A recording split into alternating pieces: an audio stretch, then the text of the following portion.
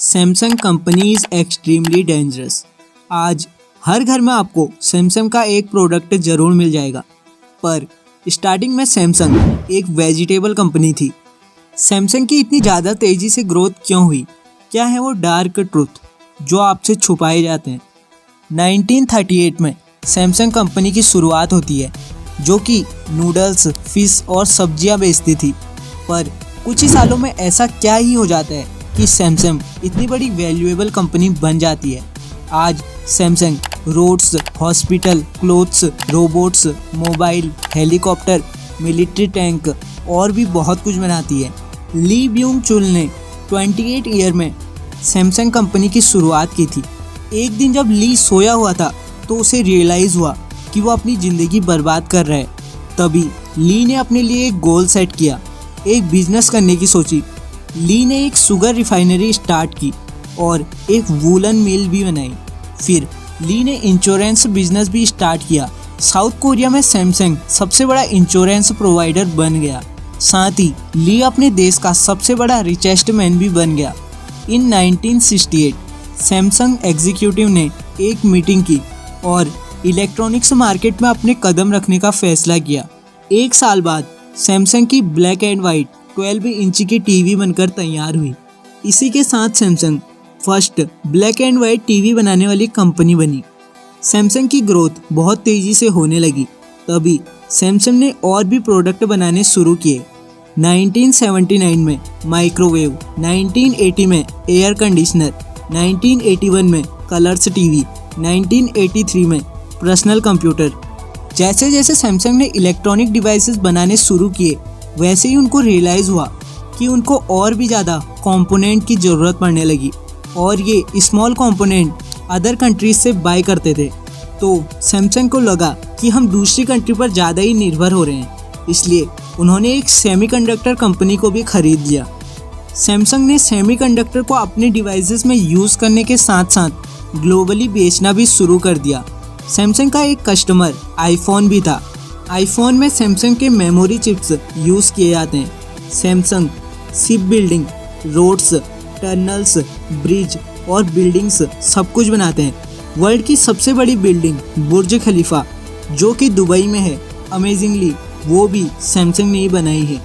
Samsung ने university, hospital, Samsung medical centre और भी कई इंडस्ट्री में अपने कदम जमाए हैं।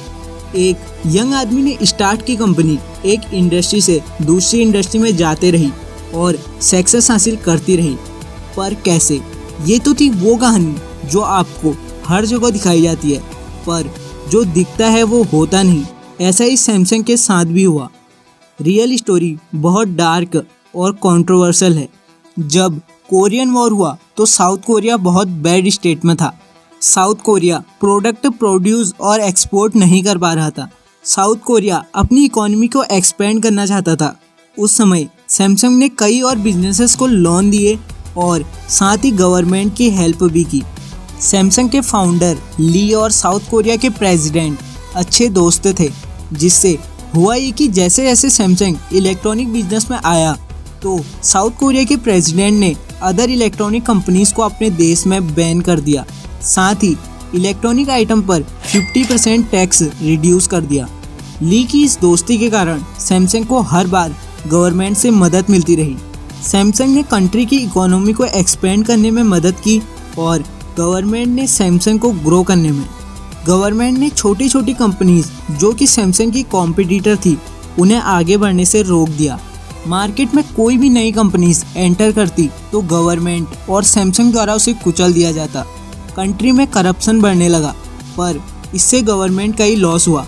गवर्नमेंट ने इकोनॉमी को बढ़ाने के लिए एक कंपनी पर ही अपना फोकस डाल दिया, जिससे और कंपनीज खत्म होती चली गई।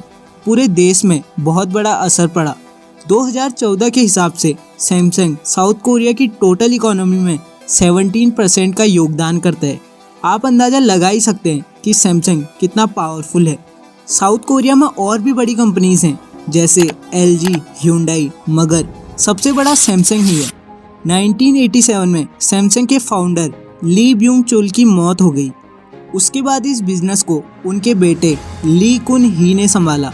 1996 में ली कुन के कई कंट्रोवर्शियल फैक्ट सामने आए।